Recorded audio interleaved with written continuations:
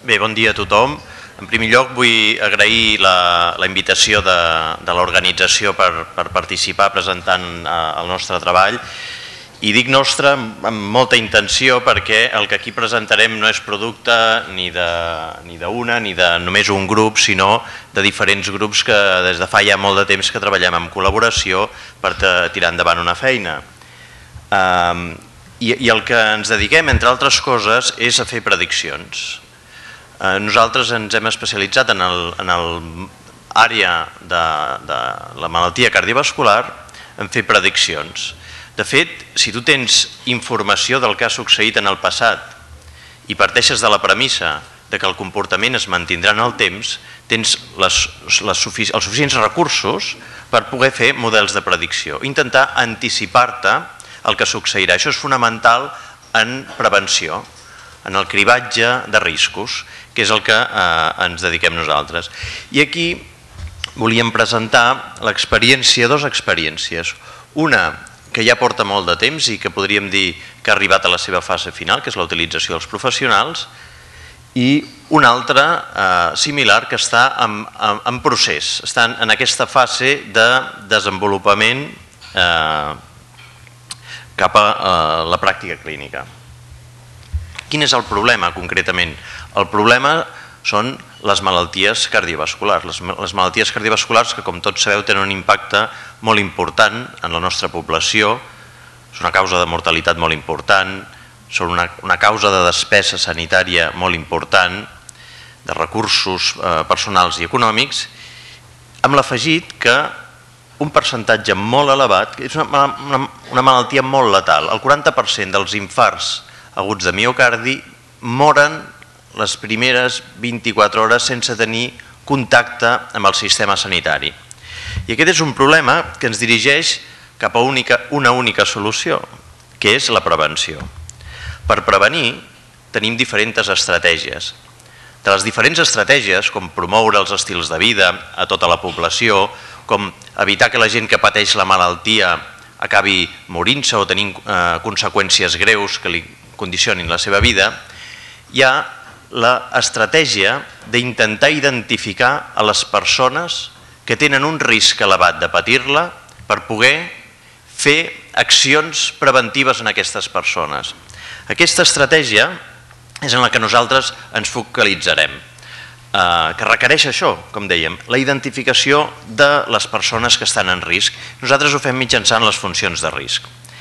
I aquest problema global, si l'analitzem, està composat per molts problemes. Dos dels problemes que nosaltres vam tractar en el seu moment, un era que les equacions que existien fins al moment, unes equacions dissenyades als Estats Units, on l'epidemiologia de la malaltia és molt diferent i en el nostre context sobreestimaven la incidència de malalties cardiovasculars. Aquest era un primer problema que teníem. I un altre problema és que, tot i que adaptem aquestes funcions a la nostra epidemiologia, les funcions de risc tenen un rendiment que podríem dir moderat. I per tant l'altre problema és millorar la capacitat de predicció que tenen aquestes funcions. I ens hem centrat en diversos factors, però aquí us parlaré d'un factor que és l'índex turmell-braç, que és una mesura indirecta de possible obstrucció a la circulació de les artèries de les cames. Ja teníem informació local sobre el que la mesura de l'índex turmell-braç ens pot oferir com a informació addicional a la predicció de risc tradicional. Sabíem que podia millorar tant per estudis del grup ARPER, que és un dels col·legues en aquesta aventura, un altre grup molt important de l'Institut, de l'IDIAP. Teníem informació tant per al seu grup com per al nostre grup de que aquesta informació podia millorar, podia aportar informació a la predicció del risc. El que no sabíem era a qui li havíem de fer. Aquí hem de fer de tota la població un índex turmell-braç, perquè és una mesura que requereix una tècnica, que requereix un aparell i que requereix un temps de professional. Per tant, calia, en primer lloc, adaptar les funcions de risc de Framingham a la nostra població, era un primer repte, I un altre repte que ens vam posar era determinar quina seria la millor població diana per fer un cribatge d'arteriopatia perifèrica asimptomàtica mitjançant la mesura de l'ITB. Aquí li havíem de fer aquesta mesura. El primer repte vam començar per fer el procés d'adaptació, ens vam posar en contacte amb els investigadors de Framingham i vam publicar l'adaptació, juntament amb ells, l'adaptació de les funcions de risc i la seva validació, amb un projecte que va implicar, el projecte de validació, diferents àrees bàsiques de Catalunya i de la resta de l'Estat. I aquest és el producte. El producte és una equació que et prediu el risc d'una manera fiable adaptada a l'epidemiologia del país. L'altre repte, l'altre problema que teníem era saber a qui li podíem fer una mesura d'índex turmell-braç per tenir un rendiment elevat en la predicció del risc. I també vam fer, en aquesta publicació vam fer les dues coses, vam fer la derivació de l'equació i la validació al mateix temps. I llavors vam generar un segon producte, que és una calculadora que t'estima la probabilitat de que si et fem un índex turmell-braç en aquest mateix moment el tinguis alterat. El procés sempre és el mateix. El procés parteix de la concepció del problema. M'ha agradat molt quan en la primera presentació s'ha posat de manifest que aquest primer pas del procés és propietat dels clínics. La detecció del problema i la primera idea per trobar una solució és propietat dels clínics. Els clínics són fonamentals en el procés global de la innovació i això és el que tots, cadascú en el nivell i en el context on treballa, té la possibilitat de generar innovació. Concepció del problema, detectar quin és el problema real i quina seria una possible solució. Després, nosaltres partim, fem un projecte de recerca per aconseguir recursos per tirar endavant la idea.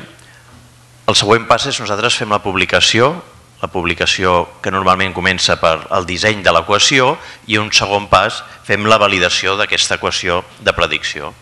I després ve tot un procés que havíem tingut força oblidat i que ara hem entès amb el temps que és fonamental perquè no es fa sol, que els propis investigadors hem de posar energia en aquest procés, que és que el que s'ha publicat s'incorpori a les guies de pràctica clínica i que el que s'ha incorporat a les guies de pràctica clínica s'utilitzi.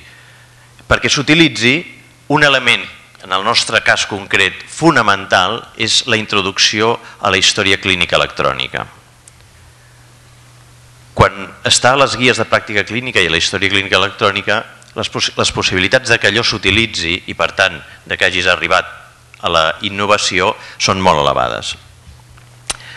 Com dèiem, de totes aquestes parts del procés, la que va ser més costosa perquè per nosaltres no teníem aquesta experiència, la que pensem que ha sigut més important en el que la idea acabi sent una innovació, ha sigut el procés d'integració en la història clínica electrònica. Com tots coneixeu, les equacions de risc de Regicor s'utilitzen per al càlcul de risc en l'Institut Català de la Salut.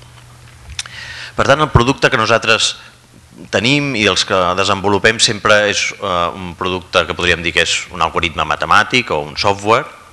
Els avantatges que ofereix aquest producte pel malalt són la millora en la indicació de tractament, fonamentalment, li evita etiquetes, li evita visites analítiques, algun possible efecte secundari d'una mala indicació, però el professional tenir la informació adequada, que és fonamental com a suport a la presa de decisions, estalviar feines no productives i per l'empresa, bàsicament, reduir morbiditat, reduir costos com a beneficis molt directes. Quina és la probabilitat que té que s'acceptin aquestes idees en la societat? Nosaltres pensem, i ara ens corregiran en el debat, sinó que són altes, perquè tot el que sigui facilitar la presa de decisions als professionals i tot el que sigui treballar amb amb el màxim d'evidència possible del que estàs fent, crec que és fàcilment acceptable si se sap implementar i se sap explicar, i econòmicament és força assumible, segurament inclús beneficiosa pel sistema i per la societat. Els obstacles perquè això pugui arribar a la societat, en el cas del Regicor, el producte, diguéssim, ja està instaurat en la pràctica clínica i en el cas de l'equació Reason, que és la que prediu la possibilitat d'un índex turmell-Bas alterat, estem en una fase de segona validació amb una cohort externa, concretament d'Extremadura, i estem en la fase d'implementació discutint la seva adequació en les guies de pràctica clínica de l'ICS i la seva possibilitat d'incorporació a dins de l'ECAP.